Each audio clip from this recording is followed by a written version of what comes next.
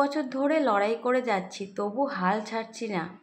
পুজোর আগে kitchen bathroom deep cleaning করলাম।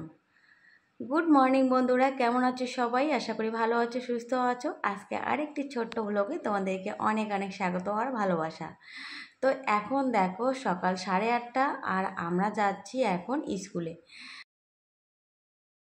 তো সকাল সকাল স্কুলে গিয়েছিলাম আর স্কুল থেকে দেখো ফিরে আসলাম। আসার পরে এই যে সংসারের কাজকর্ম করব। এখনও সংসারের অনেক কাজকর্ম বাকি আছে, কোনো কাজই করা হয়নি। সকালবেলা শুধু তাড়াহুড়ো করে একটু রান্না করে বেরিয়ে গিয়েছিলাম। তারপরে এসে দেখো চুলগুলো না দুদিন ধরে আঁচড়াই না, মানে এত গরম পড়েছে চুলগুলো একদম আঁচড়াতে ইচ্ছা করে না। গরমের মধ্যে কি চুল আঁচড়াতে ভালো লাগে বলো?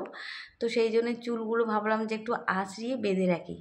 তারপরে দেখো আজকে চলে এসেছি রান্নাঘরে। তো আজকে সকালবেলায় ভেবেছি আজকে রান্নাঘরটা পরিষ্কার করব। আর পুজোর আগে তো ঘর দৌড় ঝাড়তে হয়, পরিষ্কার করতে হয়। তো সেই জন্যে অন্য ঘরগুলো পরিষ্কার করেছি। তো এই আজকে রান্নাঘরটা পরিষ্কার করব সকালবেলায় ভেবে রেখেছি। তো আসার পরে এই যে রান্নাঘর পরিষ্কার করা শুরু করলাম। আর রান্নাঘরটা না উপরটা মাকড়সার ঝুল হয়েছে। তারপরে ওয়ালগুলোও না অনেক দিন ধরে পরিষ্কার করা হয় না। যতদূর হাতের নাগালে পাই আর কি, রান্না করার পর ততটুকুই পরিষ্কার করা হয়, আর উপরটা কিন্তু পরিষ্কার করা হয় না। সেই জন্য আজকে ধরলাম একদম রান্নাঘরটা ঝকঝকে চকচকে করব। আর সকালবেলা যেহেতু রান্না হয়েছে, এখন আর রান্না করার ঝামেলা নেই। তো সকাল সকাল রান্নাটা সেই জন্য করে রেখেছি যে দুপুরবেলা এই রান্নাঘরটা ধরবো পরিষ্কার করার জন্য। তো দেখো এই যে ওয়ালগুলো পুরো সার্ফ জল দিয়ে ভালো করে মুছে দিচ্ছি। আর যতই ঘরে চিমনি লাগানো থাক তবুও কিন্তু এই ওয়ালগুলো কিন্তু নোংরা হয়, একটু তেল চিটে চিটে হয়। আর এই তেল চিটে ভাবটা কিন্তু সার্ফ জল দিয়ে পরিষ্কার না করলে যেতেই চায় না। তো সেই জন্য সার্ফ জল গুলে নিয়েছি আর দেখো ওয়ালগুলো বেশ চকচকে করে একদম মুছে দিলাম। আর পুজো তো চলে এসেছে, আর পুজোর আগে তো ঘর বাড়ি ঝাড়তে হয়, পরিষ্কার করতে হয়। আর প্রতিদিনই কিন্তু ঘর বাড়ি এমনিতেই পরিষ্কার করা হয়, কিন্তু ওই যে একটা ব্যাপার থাকে না, পুজোর আগে একদম ঝকঝকে চকচকে সব কিছু নতুনের মতো করতে হয়। তো একদিনে কিন্তু সব ঘরগুলো ঝাড়তে পারি না, তো সেই জন্য অল্প অল্প করে ঘর ঝাড়া শুরু করে দিয়েছি। তো একদিন বেডরুমগুলো পরিষ্কার করেছি। তো আজকে এই যে রান্নাঘরটা পরিষ্কার করলাম। তারপরে দেখো এই যে টিউশন স্যার পড়িয়ে গেল। তারপরে বিছানাটা দেখো এই যে অগোছালো হয়ে আছে, এখন এই যে বিছানাটা পরিষ্কার করব। আর কি বলো তো, এত গরম এত রৌদ্রু, সত্যি কথা বলতে বাইরে একদম যাওয়াই যায় না, মানে বাইরে এত রৌদ্রু, ঘরের ভিতরেও থাকা যায় না, বাইরেও যাওয়া যায় না।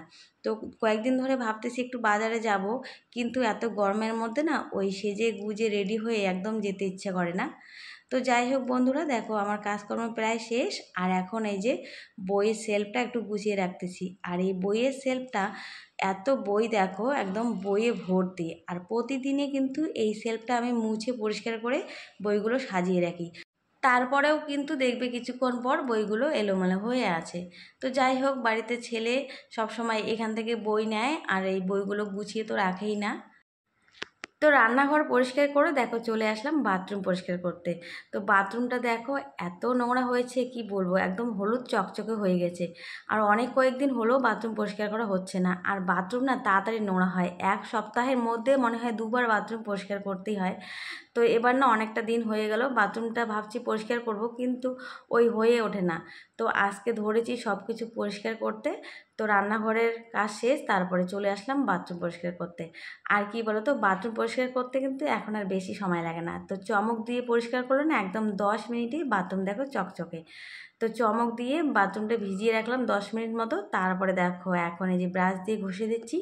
আর ভিজিয়ে রাখার পর হালকা করে ব্রাশ দিয়ে ঘষে দিলেই কিন্তু বাথরুম একদম ঝকঝকে। তো তাড়াতাড়ি কিন্তু বাথরুম পরিষ্কার করা হয়ে গেল। দেখো বাথরুম আমার একদম ঝকঝকে হয়ে গেছে। তো এখন শুধু বাথরুমটা জল দিয়ে ভালো করে ধুয়ে দেবো, ধুয়ে তারপরে স্নান করব। তো স্নান করে দেখো চলে আসলাম আবার রান্নাঘরে। তো একটু আগে ফোন করলো বরমশাই, বললো যে চিমনির লোক আসতেছে, চিমনিটা সার্ভিসিং করবে। তো পুজোর আগে তো আমরা ঘুরতে যাচ্ছি, তো সেই জন্যে পুজোর সময় চিমনি সার্ভিসিং হবে না। আর আমাদের চিমনি সার্ভিসিংয়ের ডেটটাও আছে, যেই সময় আমরা ঘুরতে যাব। তো সেই জন্য আগেই চিমনি সার্ভিসিংটা করে নিচ্ছি। চিমনিটা নোংরাও হয়েছে, তো সেই চিমনির লোক এখন আসতেছে, সেই জন্য খাবার দাবারগুলো ওখান থেকে সরিয়ে দিলাম, রান্নাঘরটা একটু পরিষ্কার করে দিলাম। আর এদিকে দেখো জামা কাপড় কয়েকটা আছে, সেই জামা কাপড়গুলো ভাঁজ করতেছি। তো শাড়ি বের করেছি, শাড়ি বের করে তো ভিডিও করেছি, তো এই শাড়িটাও ভাঁজ করা হয়নি। তারপরে একটা জামা কাপড় আছে অগোছালো দেখো বিছানার মধ্যে। তো এই জামা কাপড় কয়েকটা ভাঁজ করব। আর এদিকে দেখো চিমনির লোকটা আসবে, সেই অপেক্ষা করতেছি, কারণ চিমনির লোক আসলে তো সামনে থাকতে হবে, না হলে আবার চিমনিটা ভালো করে পরিষ্কার করবে না।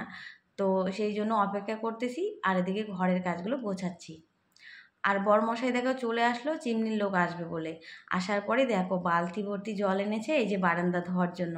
তোমাদেরকে বলেছিলেন না ওর একটা দোষ আছে, মানে সব সময় বারান্দাটা শুধু জল ঢেলে দেয়। তো প্রচণ্ড রৌদ্র উঠেছে, সেই জন্য বারান্দাটা গরম হয়েছে, আর সেই জন্য বালতি করে নিয়ে এসে জল ঢেলে দিল। তো চিমনি সার্ভিসিং করব, তার জন্য দেখো ওই যে কেরোসিন তেল, স্কট ব্রাইট রেডি করে নিলাম। আর এদিকে দেখো চিমনি সার্ভিসিংয়ের লোক এসেই গেছে। তো এখন বাজে 1:30 দুপুরবেলা, আর এই দুপুরবেলা আমাদের এখন চিমনি সার্ভিসিং হচ্ছে। তো তোমাদেরকে বলেছিলাম না যে কয়েক বছর ধরে লড়াই করে যাচ্ছি, তবু হাল ছাড়ছি না। তো কিসের হাল ছাড়ছি না সেটাই তোমাদেরকে এখন বলবো। তো কয়েক বছর আগে আমি একটা ইউটিউব চ্যানেল খুলেছি, তো সেই চ্যানেলটা অনেকটা গ্রো করেছিল, কিন্তু ইউটিউব যাই হোক আমার চ্যানেলটা ডিলিট করে দিয়েছে। তারপরে মনটা অনেকটা খারাপ হয়ে গেছে, কারণ অনেক দিন ধরে সেই চ্যানেলটাকে আমি ছোট থেকে বড় করেছি, অনেক কষ্ট করেছি, আর সেই চ্যানেলটাকে ডিলিট করে দিয়েছে। তো অনেক কষ্ট পেয়েছি, অনেক দুঃখ পেয়েছি। তারপরেও মনকে সান্ত্বনা দিয়ে আবার দেখো এই যে নতুন চ্যানেলটা এটা খুলেছি। খোলার পরেও কিন্তু আমি লড়াই করেই যাচ্ছি। তো কয়েক বছর হয়ে গেল, সফলতা কিন্তু আমি কোনোদিনও পাইনি, কিন্তু সেই সফলতা পাওয়ার চেষ্টা করতেছি। হাল কিন্তু আমি ছেড়ে দিইনি। তো একবার মনে হয় ছেড়ে দিই, অনেক তো কষ্ট করলাম, কিছুই তো হলো না। কিন্তু আর একবার মনে করি যে না, ছেড়ে দিয়ে কী হবে। আমি ভাবি যে সংসারে যেমন আমার কাজগুলো প্রতিদিন থাকে, সেরকম এটাও একটা আমার সংসারের কাজ। তো সংসারের কাজগুলো তো আমি ভাবি না কোনো দিনও যে করব না, বন্ধ করে রাখবো। তো সেই জন্য এই কাজটাও মনে করি যে আমি সংসারের কাজ, এই যে ইউটিউবে ভিডিও করা, এটা আমি ভাবি যে আমার একটা সংসারের কাজ। তো সেই জন্য আর ছেড়ে দিচ্ছি না, তো লড়াই করেই যাচ্ছি। যাই হোক, দেখি ভগবান যদি চোখ তুলে দেখায়, তাহলে নিশ্চয়ই একদিন না একদিন আমি ফল পাবো। তো যাই হোক, দেখো কথা বলতে বলতেই চিমনি সার্ভিসিংটা আমার হয়ে গেল, একদম চিমনি সার্ভিসিং খুব সুন্দর করে দিয়ে গেছে। তো এখন দুপুরবেলায় দেখো ছেলেকে খেতে দেব। তো আজকে রান্না করেছি দেখো কচুরমুখী মাছ দিয়ে করেছি তরকারি, তারপরে দেখো মুগ ডাল দিয়ে লাউ ঘন্ট করেছি, তারপরে ঢেঁকি শাক ভাজা করেছি, আর আলু ভাজা করেছি। তো আজকে সকাল সকাল অনেক কিছু রান্না করেছি, আর বেগুন ভাজা করেছি। তো এই হলো আজকের রান্না।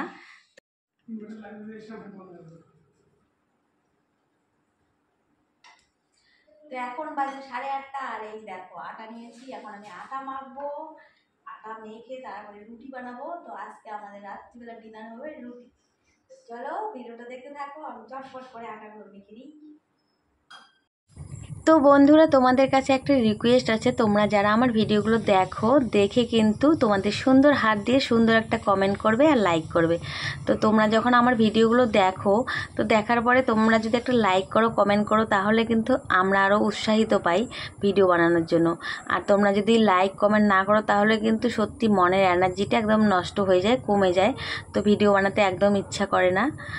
তো সেই জন্য ভিডিওটা দেখার পরে কিন্তু সুন্দর করে একটা লাইক করবে আর কমেন্ট করবে। আর যারা আমার চ্যানেলে নতুন, তারা কিন্তু অবশ্যই চ্যানেলটিকে সাবস্ক্রাইব করে পাশে থাকবে। তো দেখো রুটি বানানোর সহজ উপায়, একদম তাড়াতাড়ি করে শর্টকাট টেকনিক। তো অনেকগুলো রুটি বেলে নিয়ে দেখো একবারে কিন্তু আমি তাওয়ার মধ্যে 5-6টা রুটি দিয়েছি।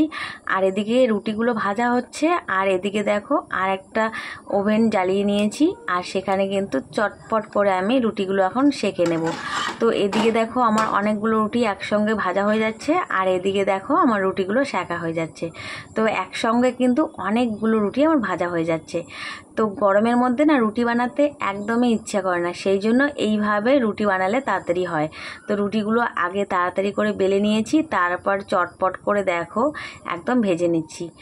তো এভাবে রুটি বানালে কিন্তু খুব সহজেই এবং তাড়াতাড়ি কিন্তু রুটি তৈরি করা যায়। তো বন্ধুরা দেখো এই যে রুটি বানা শেষ, রুটি বান্না হয়ে গেল। আর যে রুটি খায় তার তো তেল মানে বাড়ায় না, কিন্তু যে রুটি বানায় তার একদম তেল সব বেরিয়ে যায়, কি বলবো। এই দেখো ঘেমে টেমে শেষ, এত গরমের মধ্যে আমি রুটি বানালাম। তো রুটি বানা হয়ে গেছে। চলো আর আজকে ভিডিওটা বড় করছি না, আজকে ভিডিওটা এখানেই শেষ করছি। সবাই ভালো থেকো, সুস্থ থেকো, তোমাদের সামনে আবার দেখা হবে নতুন ব্লগে। Tata, good night. এই দেখো গরম গরম রুটি, এখন ঢেকে রাখবো, একটু পরে খাবো।